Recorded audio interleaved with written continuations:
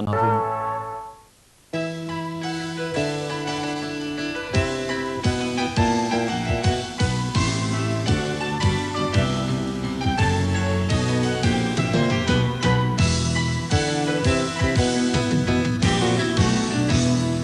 woman is viciously murdered in Bristol. Her body is found in a house in St Paul's. Police marksmen Avon and Somerset say they plan to have more. GWR, the West New independent radio station, goes back on the air today. Britain's fastest opening doors spring into action at Bristol Airport. Good evening, and Princess Anne has a busy time today. She helps speed up the water supply to thousands of West Country homes. But first, the murder in Bristol. Police were called to the house in Ashley Road, St Paul's, when the woman's body was discovered at 11:45 this morning. She was 60 years old and lived in a flat in the house. It was a vicious attack on a defenceless old lady. Mrs. Violet Milsom was strangled in the early hours of this morning. Her clothed body had been mutilated. The body of the old woman was found by a handyman who came along here this morning to clear the front lawn. She lived alone in her basement flat with her 2 cats. Her death has shocked friends and neighbours who said she was a nice old lady who didn't have an enemy in the world. She was a lovely lady, very gentle. She went in there about 2 always days stayed with my ago. little guy. She's lovely, you know. And I don't think she had any children of her own. But, you know. Are you sad about her death? It's a shock, you know. Her son arrived for a lunchtime visit. He was told by the waiting police his mother was the victim of a vicious killer. He was devastated by the news and broke down. A crowd gathered on the tree-lined road outside the house. She was well known in the neighbourhood. Every morning she'd collect a newspaper from the corner store. The police are appealing for eyewitnesses. All I would say is anybody who saw anything suspicious here, around this area last night and this morning, would they contact us straight away? There was no sign of a break-in, and police say they have no idea of the motive.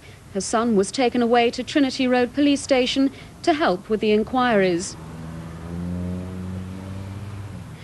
5 hours after the alarm had been raised, the body of Mrs. Violet Milsom was finally brought out of the house to be taken for a post-mortem. It had been examined by a police doctor and pathologist who'd driven from Cardiff. The tragic scene was watched by her daughter-in-law, Mrs. Wendy Milsom, who was later helped away from the house, sobbing in the arms of a friend. 40 police have started house-to-house inquiries, and an incident room has been set up at Trinity Road Police Station. This is the number. 5 prison officers needed hospital treatment today after a massive disturbance involving prisoners at Pucklechurch Remand Centre near Bristol. One was knocked unconscious and the other 4 received head and facial injuries. The trouble began when they tried to break up a fight between 2 prisoners during breakfast. About 20 out of 80 prisoners in the dining hall threw breakfast trays or knives and forks at the officers. No prisoners were injured in the incident. The 5 officers were then taken to Frenchay Hospital for treatment. They were all later discharged and weren't able to return to duty. Tonight, the Governor, Mr. David Leach, is holding an investigation. He will decide whether to discipline any prisoners or report the incident to the Board of Visitors. The individual prison officers could take out private charges against the prisoners. 3 Bristol tugmen who were sacked for refusing to join the Transport Workers Union are to get around £20,000 each in compensation from the union. Michael Hood, Ted Otway and Martin McNeil were unfairly dismissed by Corey King Towage at Avonmouth.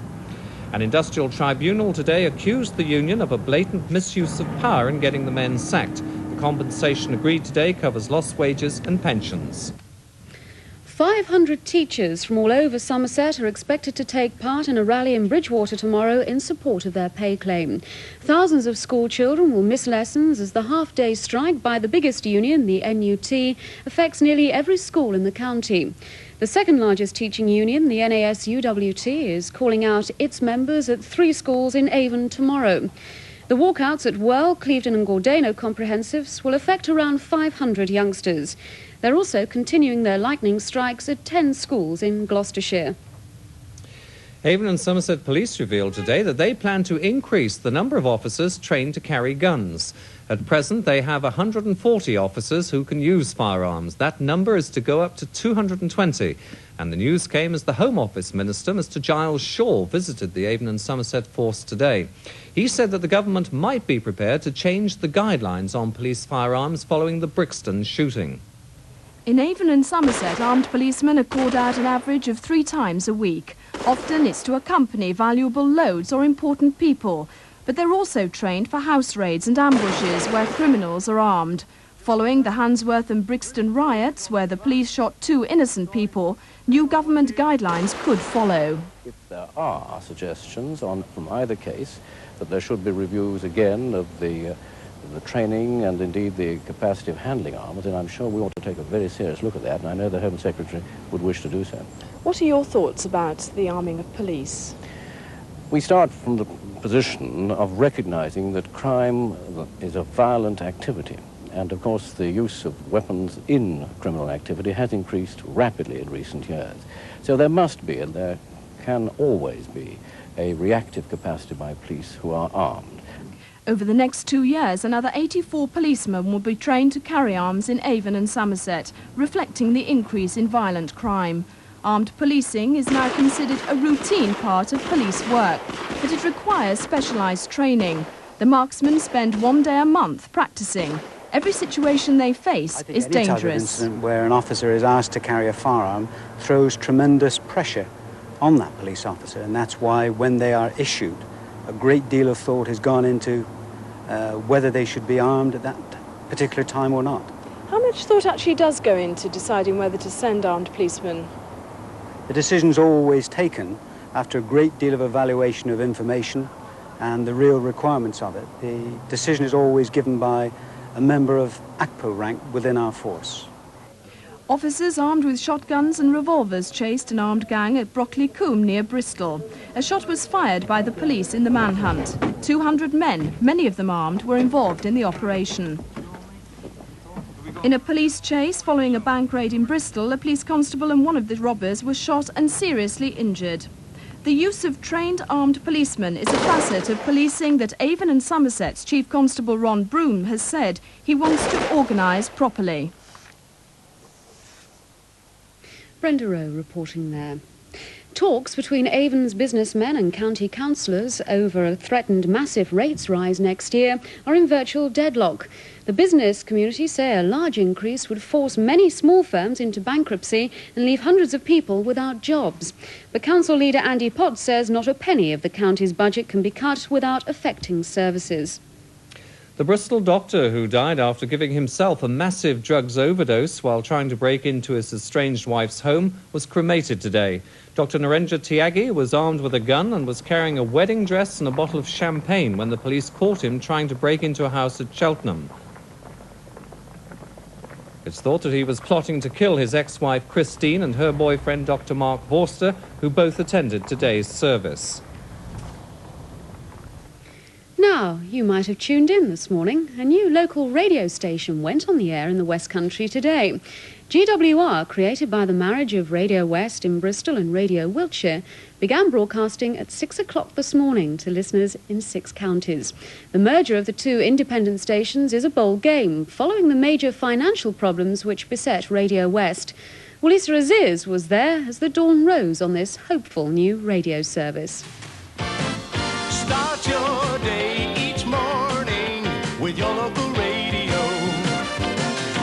On 238 metres, that's 1260 kilohertz in the medium wave band and 96.3 stereo FM 24 hours a day. We've arrived and it's nice being with you. 8 minutes past 6. Once considered to be a ripe plum in the independent radio network, Radio West always seemed to be the Cinderella who never quite made it to the ball. Hardly surprising then that there's probably more than a little anxiety behind today's re-emergence as GWR, combining with Wiltshire Radio. At a time when most independent radio stations are tightening their belts and shedding staff, GWR is now the 4th biggest station outside London. But will the marriage work? Well, I think anybody on the first day of marriage is convinced it's going to work. There's no doubt we're very optimistic. We believe that we've done our homework right. And yes, I think we are looking forward to our diamond wedding anniversary. But isn't this really the last chance to make commercial radio work for Bristol? What I would say is that this is the third station launch that I've taken part in. I've launched a radio station in the northeast of England, the Midlands, and now here in the West Country. The one thing I do know is that behind us we've got more of a tide of goodwill on this station launch than any I have ever known in the past. If the Bristol end in any way fails, could it bring down the Wootton Bassett set up with it? Nobody talks about failure on the first day of their marriage. Goodness me. It's obvious the GWR management are convinced they've got the mix of programming the public want. They're especially optimistic about their introduction of 24-hour radio. Excited, a bit nervous this morning with the cameras and everything, but Steve and I have been practicing this week anyway. I think we just want to get the first one over with so we can get on with it. What about competition from the BBC? Are you confident about pulling some of their listeners back? I think we could too. I think I think that to some respects we're in a different market, but I think this is a sort of show that's got a wide appeal. There's a lot in it, as you could see. Good morning.